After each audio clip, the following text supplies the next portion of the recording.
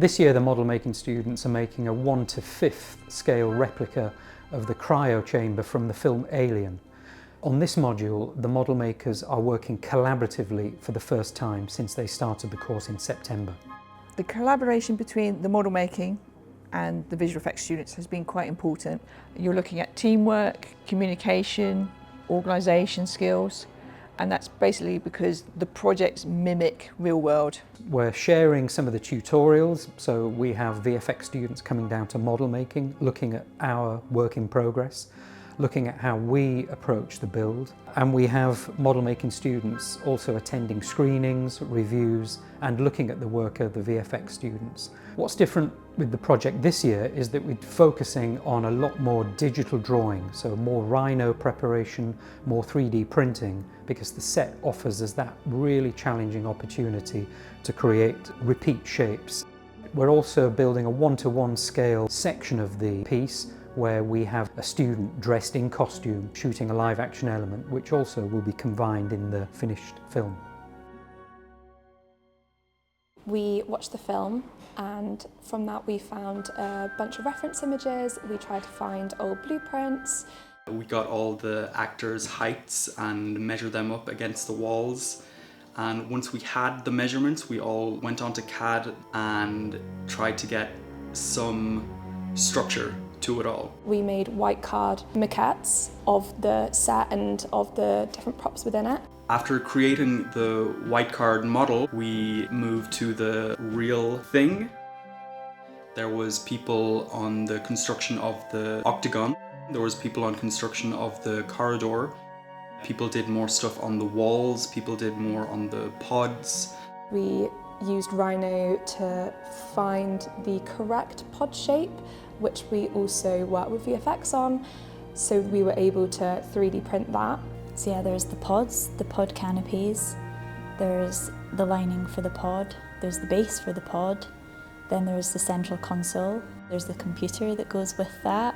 We had to do the floor, the wall computers, the wall panels, all the wall pipes. There was the large pipe, the corner pipe, the ceiling pipe, the corridor. There was a lot of cushions, so there was the padding on the corridor walls. There's the electronic panels. There's the lighting panels.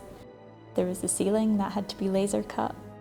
We've also worked on the lighting and wiring, to casting, fiberglassing, routing. We've built a life-sized replica of one of the pods to lay our main actor into it. And then we all came back together, painted it all, did a dry fit. We were able to dirty down and add some detail to the sets. The fabulous thing for me as a tutor is to see the reaction of the students once they start seeing their work on film.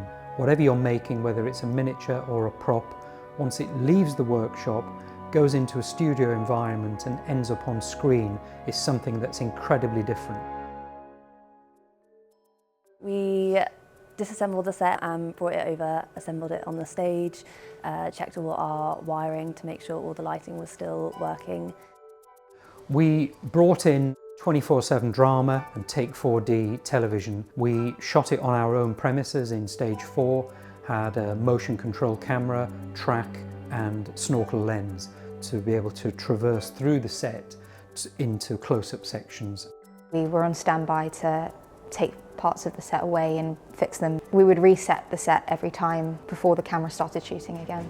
So another part of the shoot was that we were actually shooting some live action sequences. Matt was feeling quite excited about having his makeup done, getting into costume.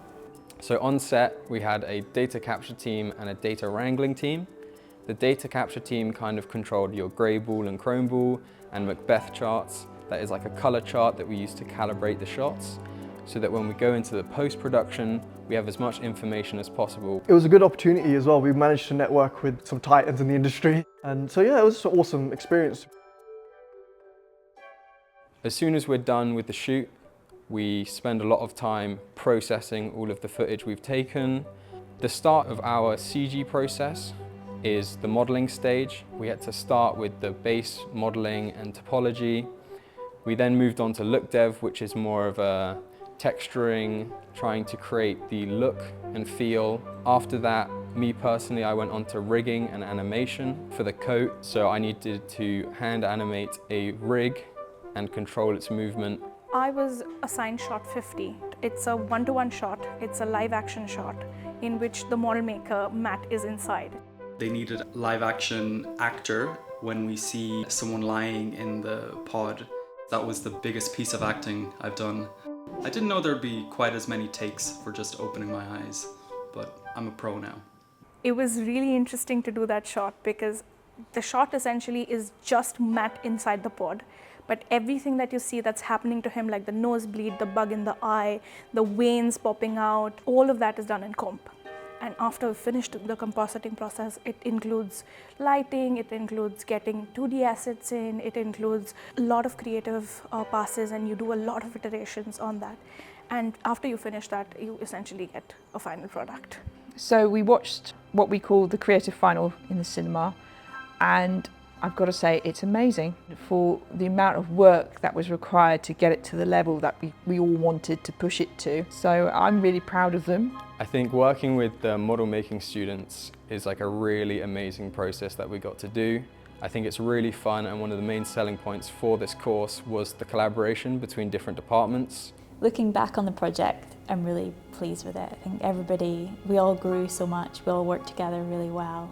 I'm just really pleased with the model we've made. I think it looks really great. I'm so impressed with the end result. Right at the end, everything comes together and all of a sudden you're like, wow, this is really incredible. And if you get on eye level with it and you look in and you really feel like you're there, it's so cool. It's so, so cool. When I see the students' reaction to seeing their own work on screen, it makes me incredibly proud to witness the incredible amount of hard work and dedication they put into this work. The finished piece is phenomenally high quality. I'm super proud.